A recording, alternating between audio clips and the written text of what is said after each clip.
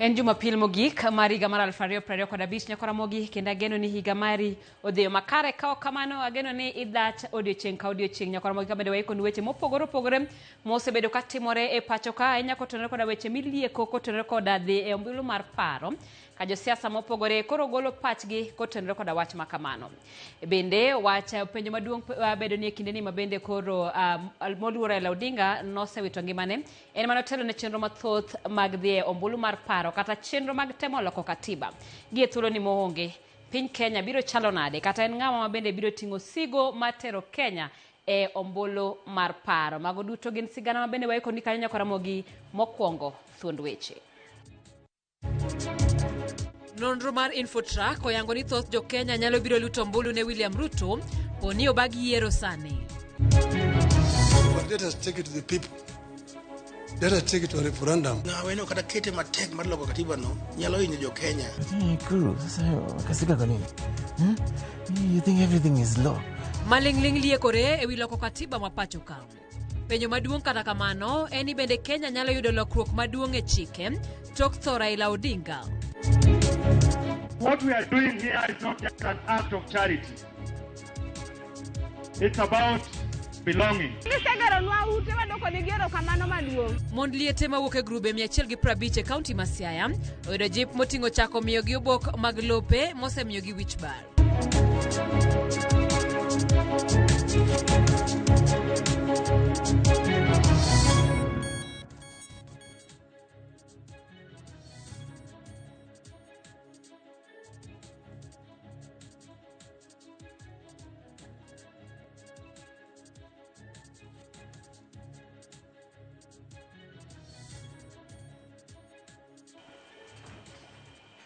Machiegni nyakora mogi namba mar ote machuok en 3-6-9 bende wayudore mbui mag oganda achiel kachiel idwa kache mbui mar Facebook e mbui no mar YouTube mbui mar Instagram kachiel koda mbui mar X gi mbui mar TikTok nyinga Simfros Okinda jaloko marwa en Liz Otieno. Kawachako en ni jatend piny William Ruto oyang kaka mano ma oganda jo Kenya di yier pono ni inyalo bag yiero e kinde ni. Makalore gi report mar kambi timo nonro mar Infotrack moketa yanga kawuono. Kaka ifinya kidilero, report no fwenyo moko kuom gigo ma oganda jo Kenya biro rango e kinde ma piny Kenya dhi e debe kaka chal mar ochumi, thuolo mag tije ni rawere, chal mar thieth kod somo e kind mamoko. Motim nonro mare kin tarik 19 kod 20 dweni e counties duto 47. Lipot mabende oyango chung' mar oganda jo Kenya kod chal maduon buche pachoka motelo ne yiero maduong' ma higa 2027.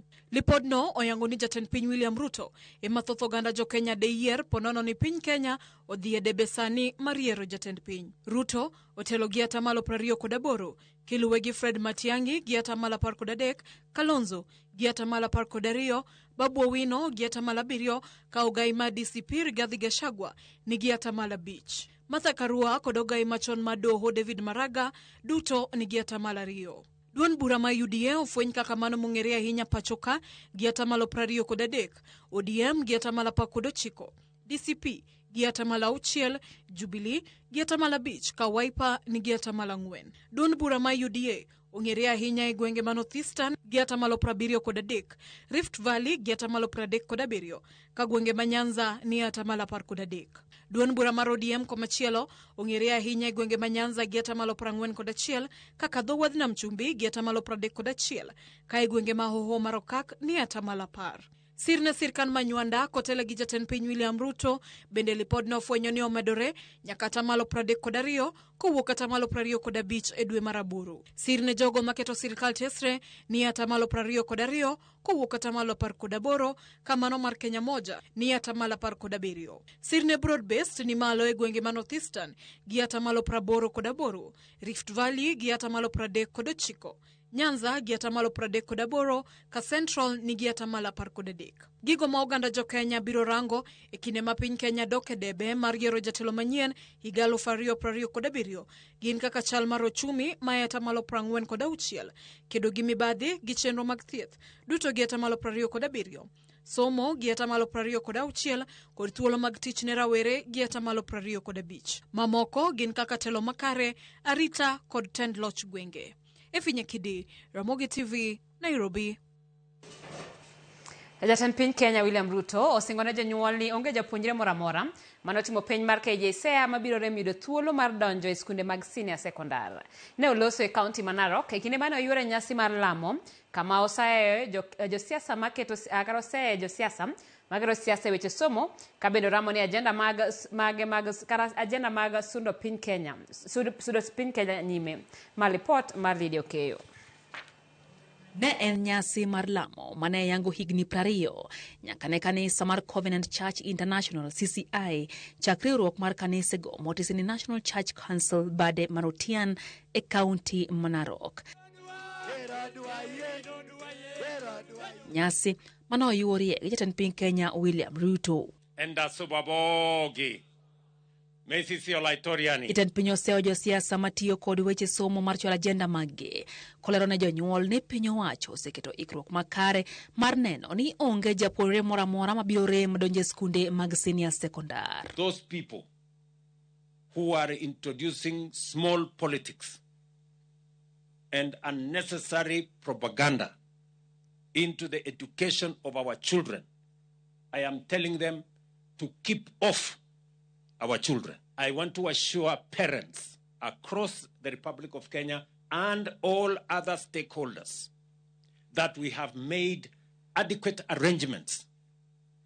Every child, the 1.13 million children in Kenya, each of them has a place to go to in senior school. Ruto yango ni piny owacho mare oseketo tenge omenda maromo siling bilion 44 mabiro konya siro sekta mar somo kabende opoyo kenge ma sirikande osekao mar gero klese kod ndiko jopuonj. Bende osingo medo kwan jopuonj go mar tego sekta mar somo. Tumehakikisha ya kwamba ile capitation ambayo serikali tunatoa 22,000 kwa kila mwanafunzi. Tayari serikali tumetoa 44 billion shillings this week to make sure that the transition in January is going to be smooth. Pesa itakuwa shuleni kabla ya watoto kufika shuleni. Jatend piny onyiso chir mare ni en kod geno ni singo mare mar chwalo piny Kenya mbele mondo mi ochal kaka pinje manie ngadho malo biro chopo kare. Kanisa hii ya CCI iko na international. Inamaanisha ya kwamba hata yale maono mimi niko nayo ya kutoa Kenya kutoka third world mpaka first world, ikae kama South Korea, ikae kama Singapore, ikae kama Malaysia, pia hiyo vile yenu imetimia na hiyo pia itatimia. Kwa hivyo mimi nina hakika wana ambao tumefanya karibu na wewe, ukiongea safari ya kwenda Singapore, nilienda nikakaa nikaanza kuangalia, nikaona vile Singapore ilikuwa first country, ilianza mambo ya housing, mambo ya mabarabara, mambo ya uchumi kuwa mahali wao huko. Wewe ujue ya kwamba kura zote za Masai ni za William Samoei Arap Ruto. Ukiona Le Diamond anasimama hapa na anataja jina ya William Ruto, ujue kweli Mungu wako. Unasikia? Mjue Mungu anashika watu na amenishika na mimi nimeona mbele. Ama namna gani? Raila alituacha hapa na hapa ndio si tuko. Kushirikisha kila pande ya Kenya ikuwe katika ndani ya maendeleo ambayo inaendelea mbele. Sisi kama tunatoka ile pande ya Nyanza wa Masai, Mount Kenya, kila mahali, coast, kila mahali ijumuishwe ndani. Na hakuna pande ya Kenya iwachwe nyuma. Bende okwoganda jo Kenya mono mendikore e okumba marsha. Kaka yurneno ni ogolnegi osigo mabiro kod chudo mamalo mar thieth. Lydia Okeyo, Ramogi TV, Nairobi. Kuom thuolo machielo, mogo kuom josiasa mag ODM omedo jiwo chung' margi mar medo tego duond burano motelo donje winjruok moro amora motelo ne yiero manyien. Kotene kod ogai mar ODM Mano Buru Ginga, jotelogo wacho ni duond bura mar ODM pod ongirore kendo onge ng'at manyalo pogogi. Kaka Steve Biko lero, Oburu medo ni en e ogai mar ODM kendo onge ng'ama nyalo buoge mar weyo komno. E sach nyasi mar siro grube mag mond liete mawuok e kuonde chung'od buche duto 6 e kaunti ma Siaya, josiasa mag ODM nomedo jiwo chung' margi ni duond burano ngirore kendo onge ng'ama nyalo pogogi kata matin. I'm leading ODM. I'm the party leader. Anybody who doubts that of Buroginga is squarely sitting in the seat of party leader is dreaming. Kelele yote tunasikia hapa na pale ikome mara moja. Let us follow in the footsteps of one Dr. Oburu Oginga Odinga as our leader as a party and as the Luo nation. Jotelo go wacho ni duond burano ni kod lai mong'ith kendo gae margi Oburu Oginga ema biro telo negi e manyo yo mowinjore gi luw. Ni wan kaka jotelo mag party mar ODM wamiyo Dr. Oburu Oginga power mar timo gimoro amora modwa timo na behalf. Kata ojo no dhi winjore Ruto wecha we nyako consult wa. Otime with his powers, with his wisdom, with his experience as the party leader mar ODM. Please let us stay in ODM. Let us support the one and only the leader Oburu Oginga.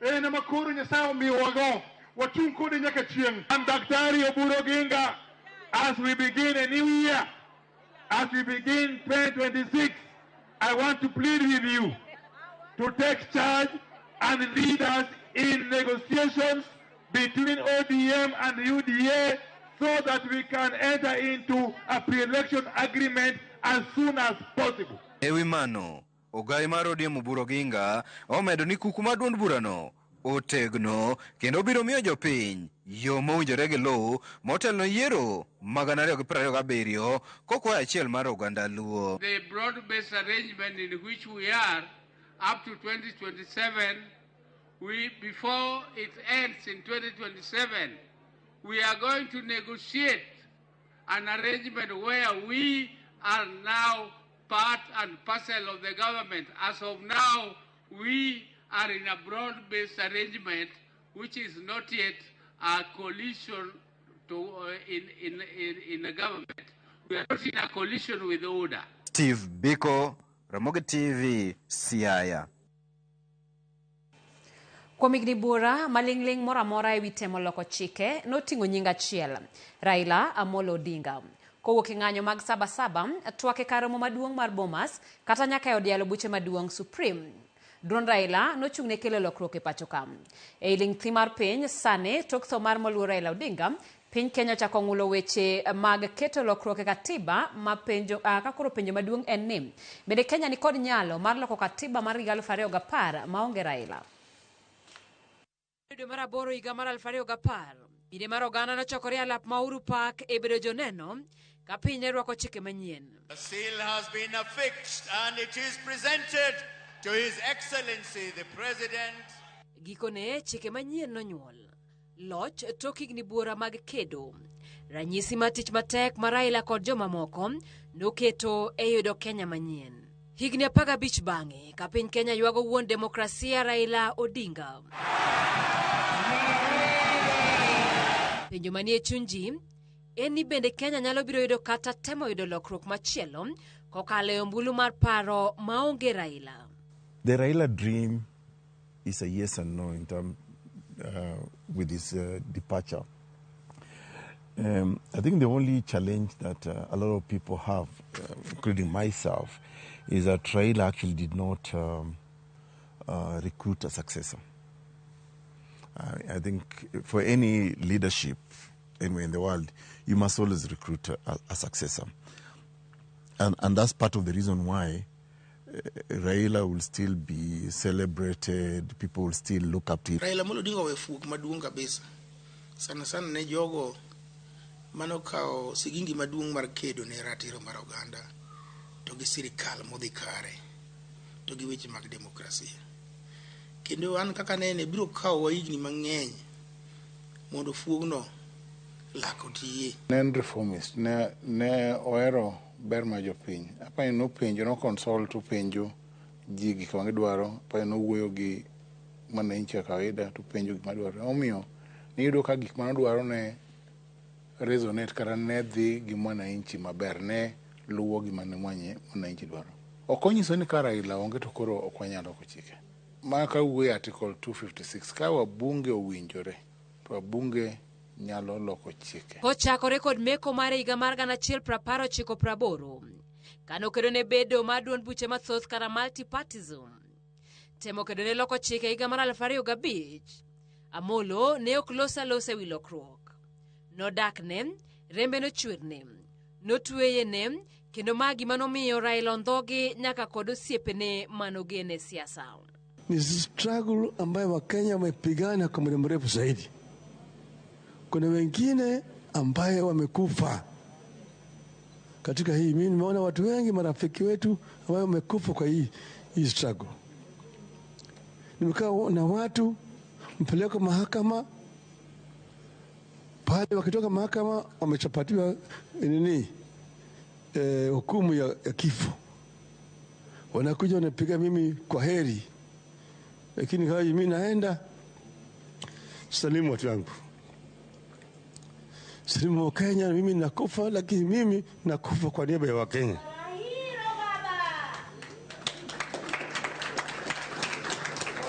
Karatok chike mari gal fario gapar. Raila kaachiel koda jomamoko pod noneno nitiere weche moko mane ok ber ahinya ne Jo-Kenya kendo dhi nyime gi wuoth mar kelo lokruok e chikego kata obedo ni ne ok ginyago olemo. BBI ka nobed manochake, an awacho maler ni ok inyal chiwo ne jo Central Kenya kata jo Central Kenya province constituency manyien 70. King'iyo kuonde moko tido koyudo achiel, ariyo, adek and the rest. Macha was a bad framework. Nogore piny kane jo yale court nikech ne en gima nochak malo. We invoked Article 257 of the Constitution, the popular initiative. And yeah, we drove it, and I truly believed in it. And when I went to Kenyans about Punguza Mizigo, I mean, Kenyans even supported it. I mean, we were receiving as little as 10 bob, 20 shillings, 30, 50 bob from Kenyans. So I think if you pick an issue that resonates with the hearts of Kenyans, pricks the conscience of a nation. Bende nyalo bedo ni Jo-Kenya nogeno ahinya kuom Raila, gimomiyo onge lokruok moro amora mane nyalo kadho manyinge onge. Nitie josiasa mabeyo mang'iyo interest mar piny, to nitie josiasa mang'iyo igi. To mane kama Raila Amolo Odinga stood out, nong'iyo the interest of the people, nong'iyo ber mar japiny, omiyo koro no ji ohere. Mbi miwachono bro mana wuok ka oneno kaka jasiasa tiyo. Uhuru Kenyatta and Raila, and that's part of the reason I will never forgive them, both Uhuru and Raila, because they actually fought Punguza Mizigo. I remember meeting with Jacom here, and I mean, of course, after having some fermented grapes, I was very unhappy with it. And one of the things I'll never forget about Jacom, he will say, Kuru, you think everything is law? This is politics. E gima koro chal ka gima pache mogik motelo ne thone e medo lokruok ne chike mapacho ka, Raila nochako twak mar duoko chien kwan counties kaachiel kod golo omenda mag NGCDF e lwet jood bura. I believe the time has come for the country to relook the whole issue of devolution. Kenya, in my view, is too tiny for 47 devolved units. I won't advocate for abolition of any county, but I believe we are ripe for a three-tier system that has county, regional, and national governments. It is not right for the national government to jump the county government and create another unit below the county government where you call it NG. It is not necessary to work through the county government, but let us take it to the people. Let us take it to a referendum. Paro mosir kon moko kuom jotelo malero ni nitiere gik mathoth monego lokie chike ma higa 2010. Kata mar olo Senate, county assemblies, jomoko wacho ma gitimo nono nikech gima ginyalo oversight otamo gi ginyalo konyo japiny gina nitie positions mang'eny mobedo created machama pesa. The biggest headaches in our country is the cost of election. I mean, we are one of the most expensive countries in the world in terms of managing our elections. If I were to bring back Punguza Mizigo, one of the things that I would probably do is to simplify election. Because election has been a way of manipulating Kenyans. it has been used to usher in bad governments. Kalure kod jolony e loso chike ma pacho kam, sigingi maduong' e temo loko chike mag 2010 en idwaro matimo kamano ong'aw malo. Ng'awe no kata kete matek mar loko katiba no nyalo hinyo jo Kenya nikech seche moko nitie gimoro ma yoro mondo loki. To loki ok yot. Nyalo kaka sana wach mar devolution mine no wacho nikech jo Kenya wacho ni pesa nyaka medi. To mondo mi med pesa machopa ta malo 30 nyaka udok mana kuom jopiny. To dok kuom jopiny siasa goyo yot. Koro aneno ka ng'awe malo no ohinyo jo Kenya. To berne en ni katiba okonego beni loko auyayi. To kuon demokrasia ma pacho ka Raila Odinga fwadho rengo mogik, taya koro menyo nyangile mane wuotho kode, ka bende ginyalo biro doyo keyo kama ne Raila weye, kendo miyo Kenya lokruok e chike ma pacho ka. Simfruz Okinda, Ramogi TV. Nyakaramogi mano bende penjo makoro terowa yo mokwongo penjo bende koro chanda jopiny ka luore ni thuolo ni weche mag referendum kata doke ombulu mar paro osechak liek kanyo ma bende idwa ng'ego moko kuom gigo kata lokruok midwaro keti en gima bende osechako chiero paro mopogore opogore kowuok kuom josiasa ka jomoko paro ni Kenya ok dwaro ombulu mar paro sani to jomoko paro ni sa toro Manyakwaramogi waringwa dhi ywe mateno ka otor molembui mar Facebook. Frederick Osuguru wacho ni imore Simfros katiba to kata ongi to sirikal mantiere ok luwe to en kayem nono. Musalia diro wach ng'iyo katiba no kata en koma entiere mar prime cabinet onge katiba.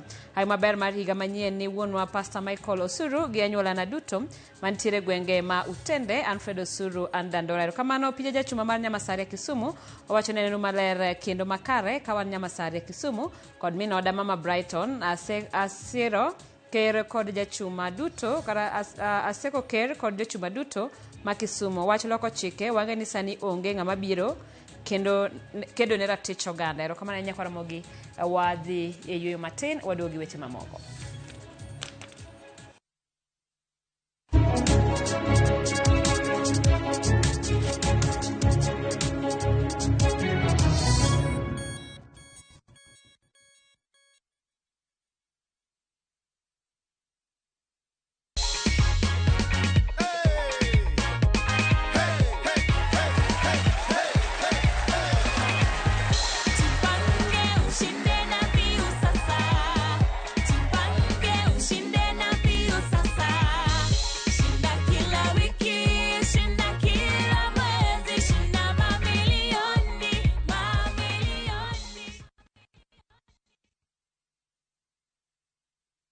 As an MC, I need to walk the talk.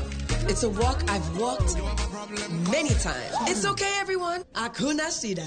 Before, these tough stains would stay on my clothes, and all the scrubbing, it would fade my colors. But thanks to new Ariel liquid, it's all good. It lifts the toughest stains, keeping your clothes bright. Wash after wash after wash. Asante, new Ariel liquid. New Ariel liquid for washing machines. Brilliant stain removal in one wash. New Downy refill pouches, lasting longer than expensive perfumes. Store. And no need to add water. Serve with a Downy refill.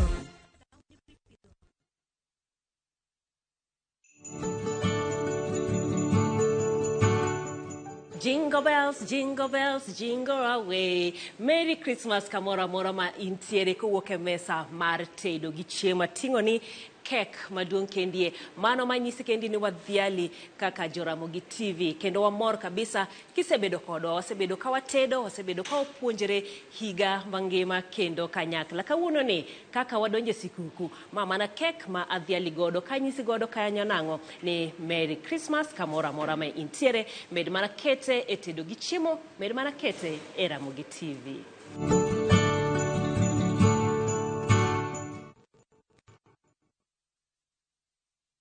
Are you a Kenya government civil servant no konaka emergency? Maybe your child is sick, rent is due, or unexpected trip came up.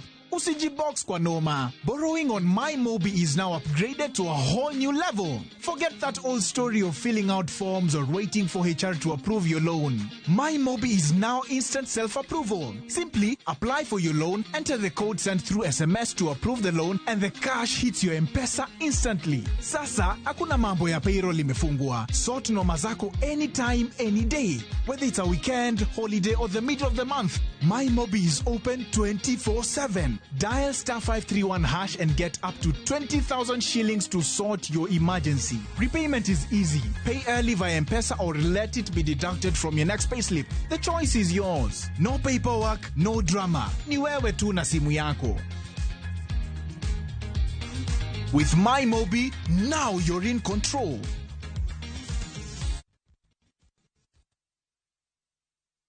Come on, pick. Hey guys, guess what?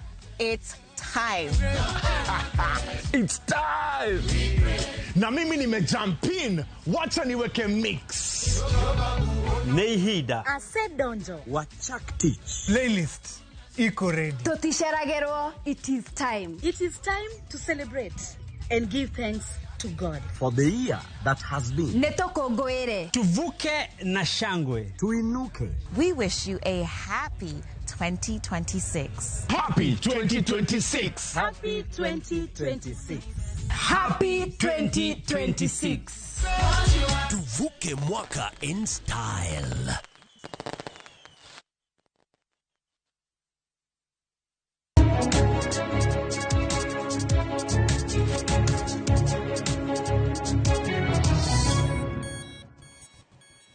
Machiegni kendo jalupo gai mar duond bura mar ODM Godfrey Osotsi koro wacho ni en tim marach mar temo dhiro piny Kenya e ombulu mar paro sani koloro ni jotelo moyier dwaro mondo gimedre thuolo mar tich. Osotsi wacho ni twak dhi nyime mar dwaro katiba manyien mabiro neno ni thuolo mar tich mar joma oyier e apisi ochor nyaka higni 7 kowuok e 5 ma nie sani. Seneta no ma Vihiga omedo ni weche mag nono kiewo gin mana maua mibero go agenda maduong' makoro tele kod jatend migepe Musalia Mudavadi kod jowadgi mar galo pach jopiny e wi achiedh nade ma Kenya ni godo sani. Kamano bende Osotsi wacho ni poni ombulu mar paro nyaka bagi onego time tarik mopogore kod mar yiero maduong' mar 2027 to ok kanyakla. Sisi ODM tumekuwa tukipigana tukisema tunataka mambo ya boundary review ifanyike. Hata wakati tulikuwa kwa maandamano tulikuwa tunasema hivyo, na hawa wanatukataza. Tunawaambia tunataka IBC kuja mapema, wakachelewesha IBC, wakasponsor cases, wakaenda kotini kusimamishwa kwa IBC. Sasa wanangoja kama tumebaki na mwaka 1.5 ati wanasema kabla tujaenda uchaguzi tulete referendum. We already know what you are up to. Hawa watu wanataka kusongeza miaka term of office from 5 years to 7 years ya MCA, ya mjumbe, ya senator, ya governor, ya president. Wananchi mko tayari kutuongeza muda? You delayed the process. You sponsored people to go to court. And now you cannot come this last minute. Ati mnakuambia sasa, kabla tujaenda uchaguzi, hii kura koti itakataa, wacha ati sasa tuende referendum. We need a referendum on the matter of the medical report. Ile baba alipitisha. Let us have a referendum on that. Moyo grube 150 mag mondliete county Masiaya koro nyalo buonjo bang' yudo sir ma jiwo ngimagi kokalo kuom riwruok mar Raymond Omolo Foundation kod ogaye mar ODM Oburu Oginga. E chenro mane okelo kanyakla moyo mondliete gana beach mawuok e wards duto 30 e county Masiaya, jagoro mongirore e migawo mar arita ma Raymond Omolo owacho ni ma en chenro mageto bero ngima mondliete kendo resogi midhiero magikaloe. Jotelogo bende nochako chenro mar chiwo obok mag lowo ne mondliete kar county Masiaya mar konyogi yudo obokgo e yo mayot ka mondliete manoyuore chenro no to nopuoyo okang' makamano mabiro kelonegi ber e mier tok wito joheragi. Today we have more than 5,500 widows belonging to more than 150 women groups or widows groups.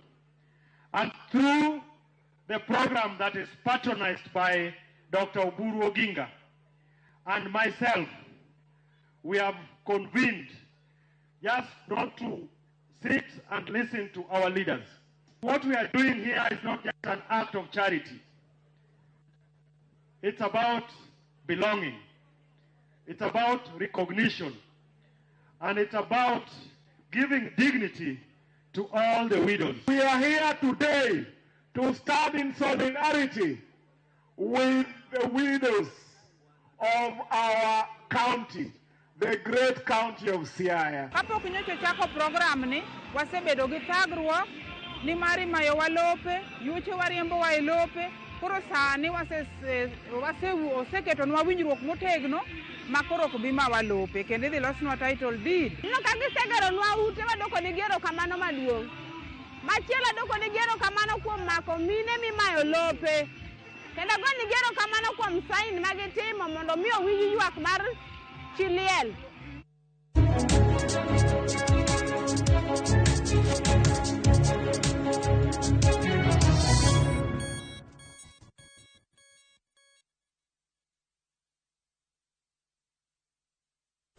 Tired of late rides and shady charges?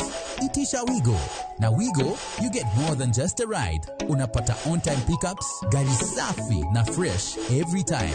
Ride V-Smart, ride V-Safe, now Wigo. Download the app now, ama SMS Wigo to 20425.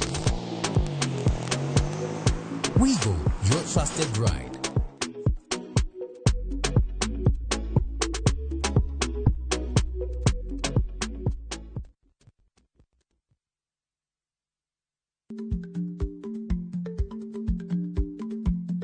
Jarik ni jamuod nyoyo gi goyo. Matiende ni dhi matek maok inono maber samoro nyalo miyo ng'ato midhiero.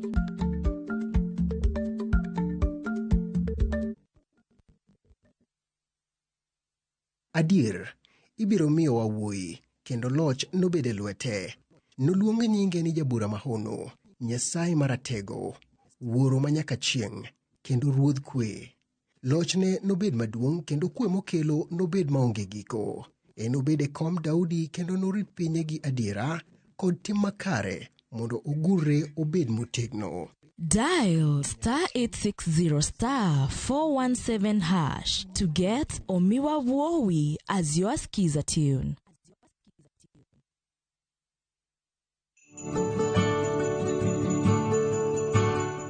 Christmas ochopo, janeno mara adoko niro kamano kuom bedo kodwa higni 4. Isetayo maber kabisa, omiyo en mor mara mar nyisi ni ber kod sikuku mar Christmas maber kabisa.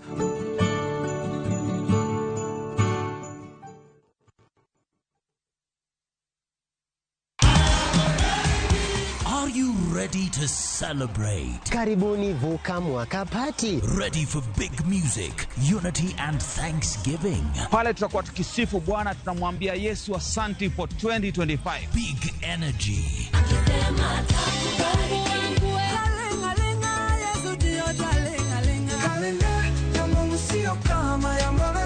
This is your moment. This is your celebration. Vuka Mwaka Party. Vuka Mwaka 2025. The Vuka Mwaka Party. 31st December to 1st January 2026. 6 p.m. till 6 a.m.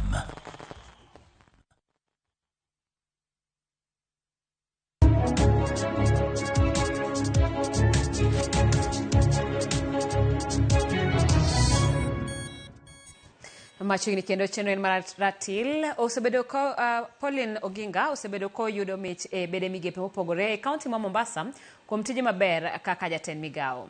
Kata kamano mich mane oyudo wang'ni ne obiro e samarach mane ok oyudo kata mana thuolo mar mor kaluwore gi tho mar owadgi migosi Raila Odinga.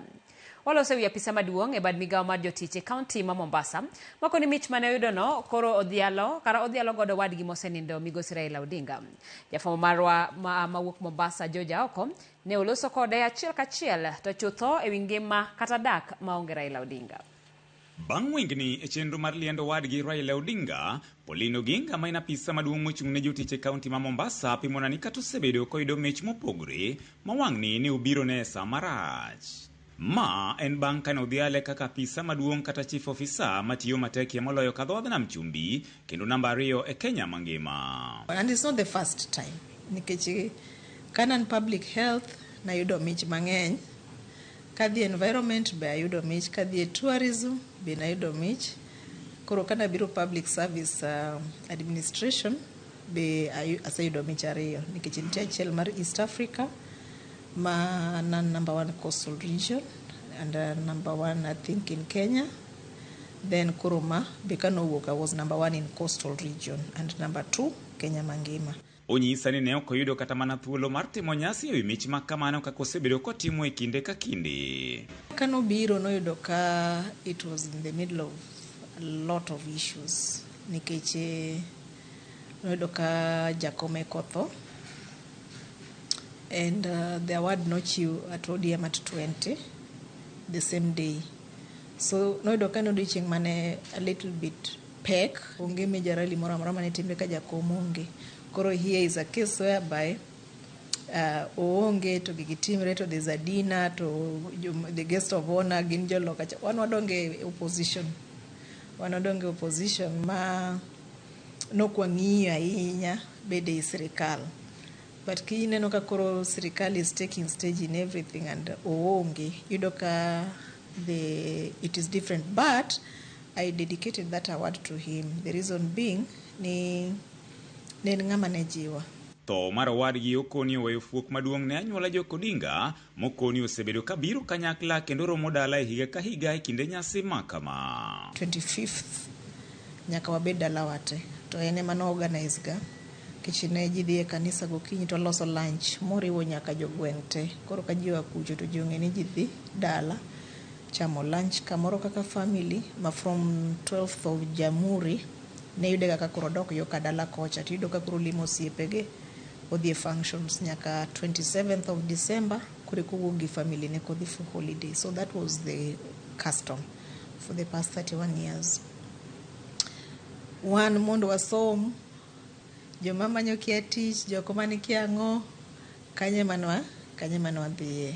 Jomoko ng'iyo mopogore, nitie joma ng'iyo kisiasa, nitie joma ng'iyo as a mentor, but wan wang'iyo more or less like a father figure ma nomako lwetwa to ene mane ng'eyo speed dial ne but en chenro ma Nyasaye. Bedo nyamin Raila Okoni okosebedo mayot to chutho e kit ngimane kod gigo motimo. Kada ahero mondo awuoth e beach gi bikini na I can't. Nikech sama ng'ato ang' goyi picha kirwako bikini to ok ng'i ni ng'ane to ji morwako bikini kanyo ng'eny ing'iyo mane ng'ato mopogre. But the year 2025 ok ber for the Jaramogi family, if I may say. Ji yudo ga lal, lakini wan lal man wayudo en lal ma will leave a permanent scar.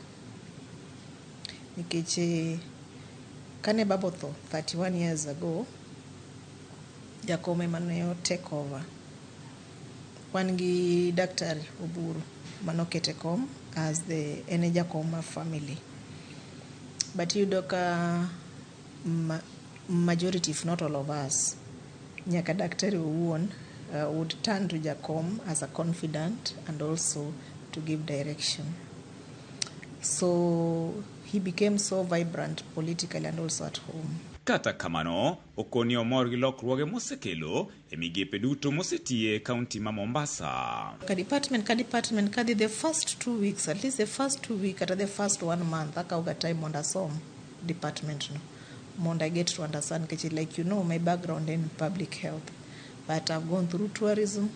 Environment was easy, it's linked to public health. In fact, it's a component of public health. So near public service administration, and I thank God nikeche omiyo aneno kura puonjra gik moko mang'eny bende ma in terms of administration. Keche As a chief officer, you're an administrator. Tungni kod mutni masani dhi nyime duond buch ODM koni en ranyisi ni mosenindo Raila Odinga ne omako kama pek e duond burano. Sama kingi olwar, bagni nyaka bedie.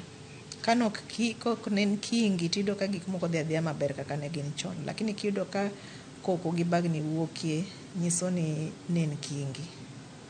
Koro gorruok ne piny, nyaki ne shida moko ka wuok e party. To joera ne be nyaki ne ka bagni keche they still expect the same, but there's nobody to give them the same. To kane apenje kapod en kod geno mar yudo mich mamoko kata bang' tho migosi Raila Odinga. Definitely. I will not stop working hard and working smart. I compete myself. I don't compete anybody. Ana PMD ana wuon. Ane mangiyo performance mara. So there are few people who cheer me on, by the way. Kato onge. There are those who have stepped in and kama Maida, anytime atimo interview a radio, kata TV, she will call. Manyisani, yeah, I had this, kata mama na. Yeah, and now my elder sisters also come in. So these are people who motivate. So definitely, adhiyudo awards moko. To yote mare ne oganda jo Kenya to chutho e kinde ni mar sikuku. Kiki chama inya to ngano to nindo kech. Nitiere samoro nyithindo moko especially ma kiye. Miyudo ni gionge ngata mamak lwetgi. Samoro gionge kata lewni. Samoro gionge kata mna chiemo. Ka in go matin kony go nyithi kiye. Awacho mani keche samoro ido nyithindo makata mna ot magidagi onge.